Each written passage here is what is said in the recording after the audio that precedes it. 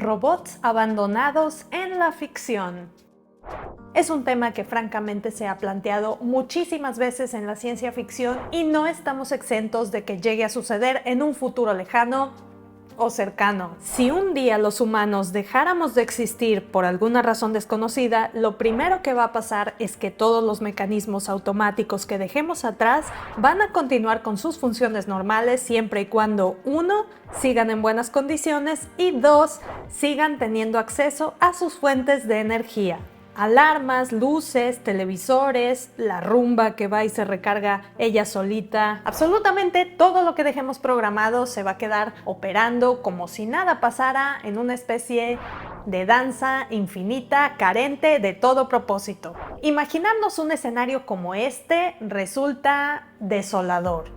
Hasta puede que sintamos pena por las máquinas, que ni siquiera saben que su trabajo se ha vuelto inútil. Ya no tiene sentido y aún así lo siguen llevando a cabo a pesar de que no beneficia absolutamente a nadie. En este caso, entre más compleja sea la máquina, más deprimente es dejarla en el abandono. Por ejemplo, un robot nos puede llegar a resultar inconscientemente más cercano a un ser vivo que un televisor o una lámpara. Y esto provoca que empaticemos con él en mayor medida. De este comportamiento el que tiene la culpa es Hollywood, que desde hace muchísimo tiempo ha fomentado el cariño hacia toda clase de objetos inanimados. Si nos ponemos a analizarlo fríamente, la empatía hacia un robot no tiene razón de ser. De ninguna manera debemos sentir incomodidad cuando vemos que patean a los perritos de Boston Dynamics, pero lo cierto es que somos humanos y el sentimiento ahí está. ¿Cuánta gente nos enterneció con ese último mensaje del rover Opportunity?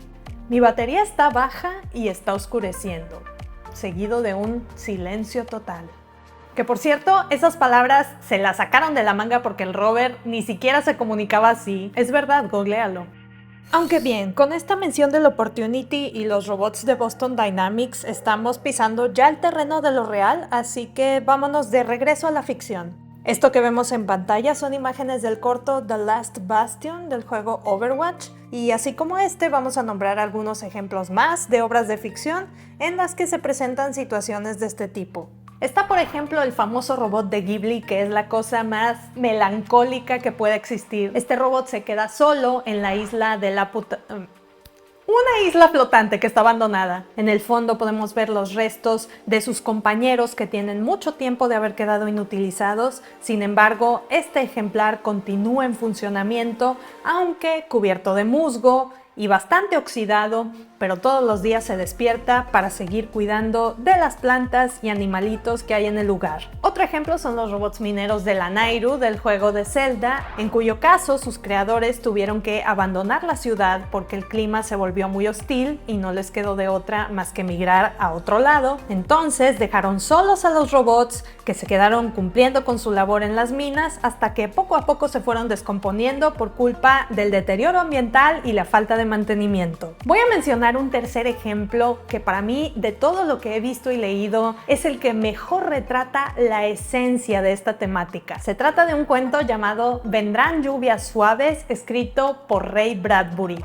quien fue un autor muy prolífico de la época de oro de la ciencia ficción que muchos recordarán por obras maestras como Fahrenheit 451 y Crónicas marcianas. Durante su carrera escribió una gran cantidad de cuentos cortos, entre ellos el de Vendrán lluvias suaves, que no es de los más conocidos, pero está buenísimo. Aquí te va la premisa, sin spoilers. Se trata de una casa 100% automatizada que sigue operando en ausencia de sus ocupantes. Existe un corto animado basado en este cuento que se estrenó en 1984 y te puedo decir que el estilo de animación y el hecho de que se trate de una película de la era soviética son elementos que le aportan muchísimo a la historia. Aparte de eso, nos regala algunos momentos muy interesantes, francamente perturbadores, que si bien no están en el texto original como propuestas, lo cierto es que valen mucho la pena. Volviendo al cuento original, Ray Bradbury nos deja entrever que para escribirlo se inspiró en un poema de Sarah Teasdale, que juega con la idea de qué pasaría en la Tierra si la humanidad dejara de existir. Esto es lo que dice el último párrafo. A nadie le importará, ni a los pájaros ni a los árboles, si la humanidad se destruye totalmente. Y la misma primavera, al despertar el alba, apenas sabrá que hemos desaparecido.